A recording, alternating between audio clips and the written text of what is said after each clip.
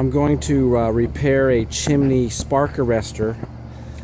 This is rusted and has some big gaps in it. I couldn't find the exact same device just to replace on here, so I'm going to do a fix where I use some mesh. It's galvanized mesh, and I'm going to wrap it around the existing grate.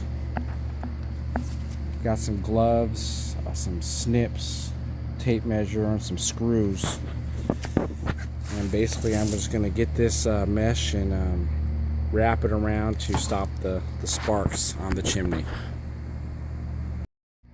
I measured the circumference and I cut the mesh just to overlap about 1 inch, and I've got 2 galvanized screws that are self-drilling screws with a pan head, and I've got the mesh going around the spark arrestor. I'm going to put in approximately 4 more screws around to hold it in place, and this chimney will be repaired.